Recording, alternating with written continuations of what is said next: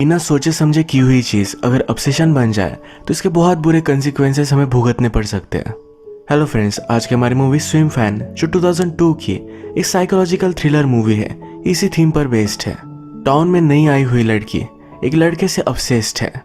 अब यह ऑब्सेशन किस हद तक जाएगा? वीडियो स्टार्ट करने से पहले मैं आप सबसे रिक्वेस्ट करना चाहता हूँ, अगर आपको वीडियो अच्छा लगता है तो प्लीज इसे लाइक और कमेंट जरूर कर दीजिएगा। बिना किसी देरी के इस एक्सप्लेनेशन को स्टार्ट करते हैं। मूवी स्टार्ट होती है और हमारा मेन कैरेक्टर जिसका नाम है बेन, ये अपनी गर्लफ्रेंड एमी के साथ मेकआउट कर रहा था। इसके बाद उसे स्विम करता हुआ हम देख सकते हैं। वो अपनी मदर के साथ अकेला ही रहता है। नेक्स्ट सीन में हम देखते हैं अपने स्कूल में स्विमिंग के टीचर के पास वो है। उसके टीचर ने उसे बताया तुम्हारा गेम एसेस करने के लिए कुछ लोग आ रहे हैं। एक्चुअल में बेन को स्टैनफोर्ड में एडमिशन चाहिए। अगर उसने सही से स्विम कर बहुत अच्छा परफॉर्मेंस दिया तो उसका एडमिशन हो जाएगा। ये लोग लेट आने वाले थे पर अब जल्दी आने वाले हैं। उसके कोच उसे समझाते हैं तुम्हारे पास एक वीक है, इस वीक में तुम्हें सिर्फ स्विम करना है। हमेशा स्विमिंग के बारे में ही सोचो जिससे तुम जीत सकते हो। बेन के लिए एक बहुत बड़ा चांस था। इसके बाद बेन अपने फ्रेंड्स के साथ हैंग आउट करता हुआ हम देख सकते हैं। बेन का एक फ्रेंड है जिसका नाम है जॉश और बेन इन दोनों में कंपटीशन है। स्कूल के हॉलवे में एक लड़के से टकराए जिसका नाम है क्रिस्टोफर। इन सबको क्रिस्टोफर बहुत ही अजीब लगता है। जॉश उसका मजाक ले रहा था पर बेन उसे रोक लेता है। बेन अब स्टैनफोर्ड में जाएगा और उसकी गर्लफ्रेंड कहीं और यूनिवर्सिटी में जाने वाली है। इन दोनों में 3000 माइल्स का डिस्टेंस है। एमी को इन दोनों की रिलेशनशिप को लेकर जरा बुरा लग रहा था। वो बेन से कहती है तुम्हारी यूनिवर्सिटी के पास ही में अप्लाई कर सकती हो, यानी कि दोनों एक ही सिटी में रहेंगे। बेन को भी ये बात अच्छी लगी। उसने आज एमी के लिए एक ब्यूटीफुल सा गिफ्ट लाया था। ये देखकर उसे बहुत अच्छा लगता है।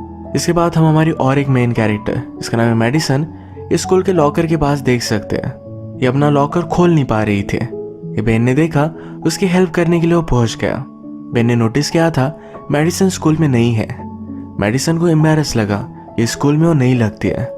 बेन मेडिसन से उसकी हेयर क्लिप मांगता है। इसी से उसने उसका लॉकर खोल दिया। बेन के पास एक जैकेट है जिस पर उसके इनिशियल्स नहीं थे। मेडिसन इसके बारे में उससे पूछती है तो बेन कहता है कि वो एक स्विमिंग टीम में है।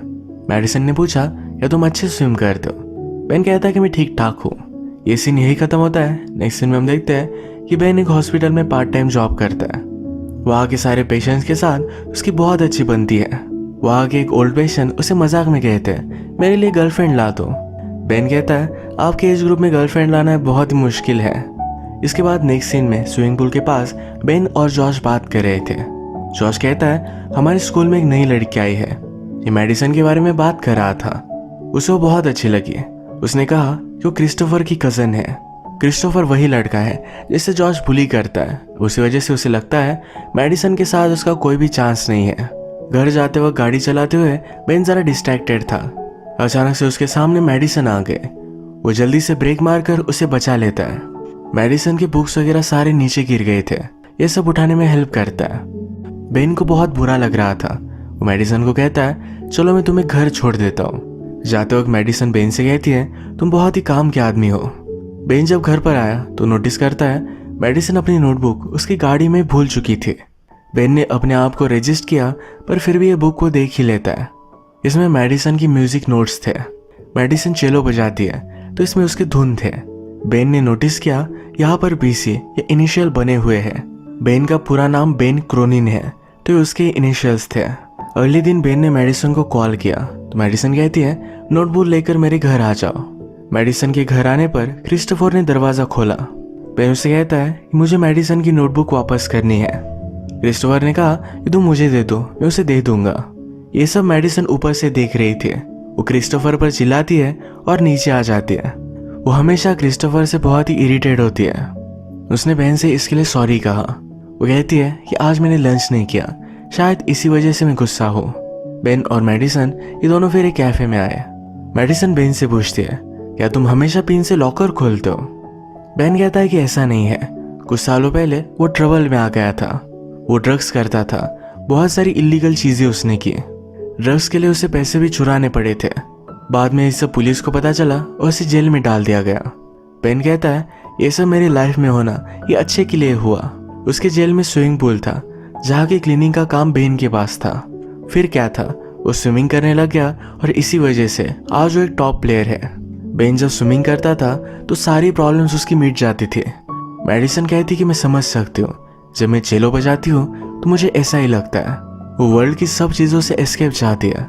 बेन पूछता है कि तुम अब यहाँ हो, क्या इससे भी एस्केप चाहती हो? मेडिसन ने कहा कि अभी नहीं, अब मैं तुम्हारे साथ हूँ तो उसे कहीं भी नहीं जाना। वो उससे फ्लर्ट कर रही थी तो बेन कहता है मेरी गर्लफ्रेंड है, मेडिसन के साथ कोई भी रिलेशनशिप नहीं रख सकता। मेडिसन कहती है तुम मुझे बहुत पसंद आए थे, पर क्या करे, तुम सिंगल नहीं हो। वैसे भी मेरा न्यूयॉर्क में एक बॉयफ्रेंड है, हम एक दूसरे से दूर हैं तो हमें डेटिंग करना अलाउड है। बेन कहता है मेरा फ्रेंड जॉश तुम्हें बहुत इंटरेस्टेड है। मेडिसन ने कहा पर मैं उसमें इंटरेस्टेड नहीं।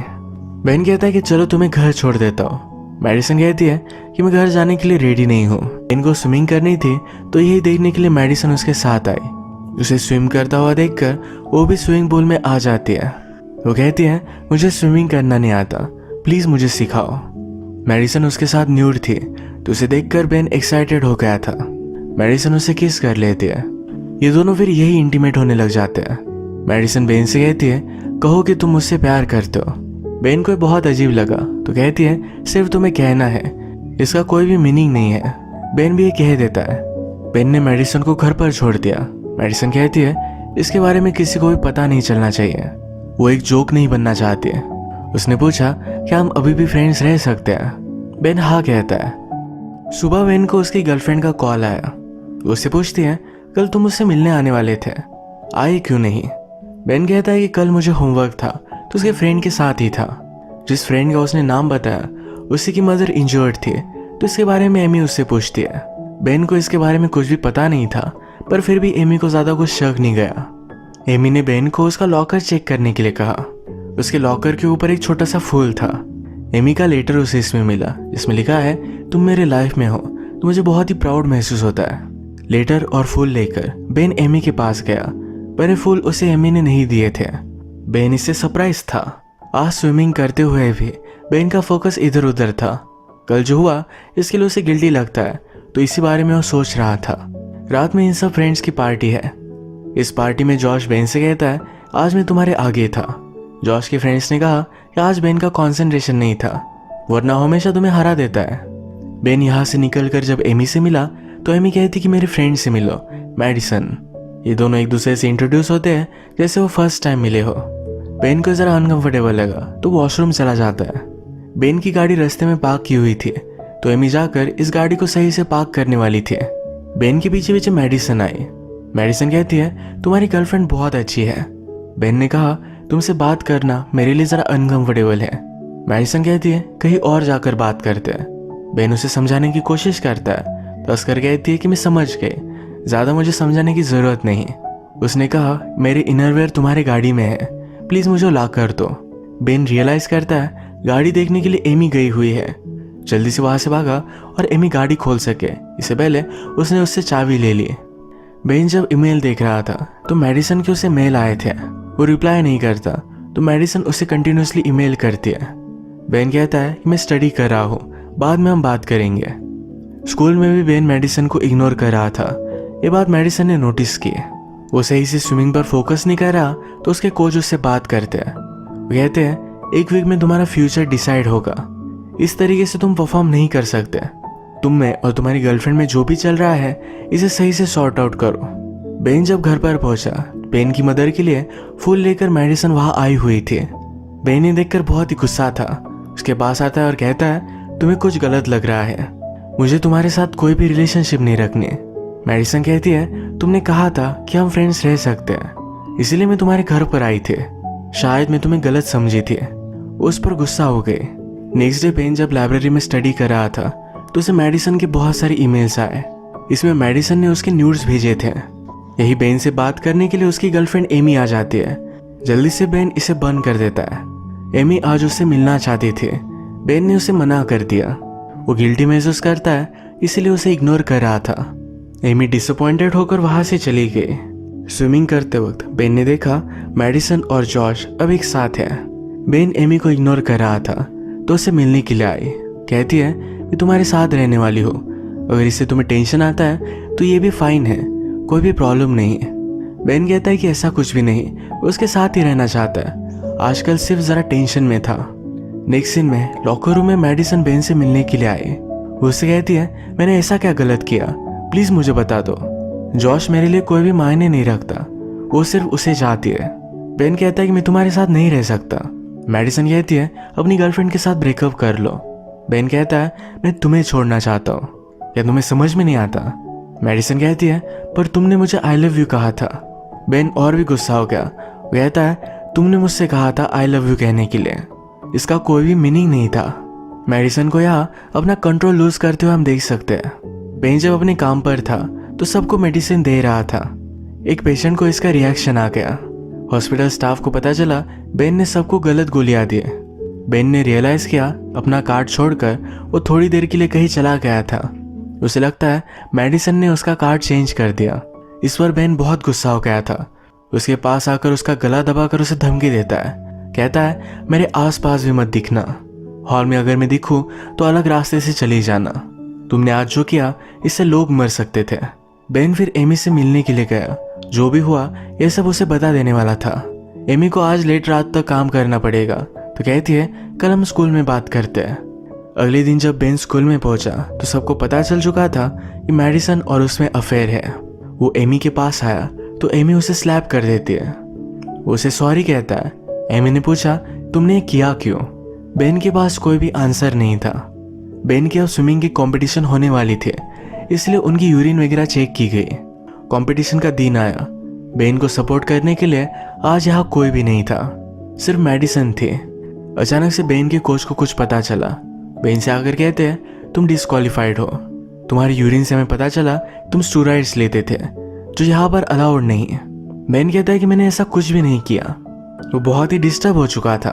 उसने मेडिसन और जॉश को एक साथ देखा था, तो उसे लगा इन दोनों ने मिलकर उसे फंसाया है।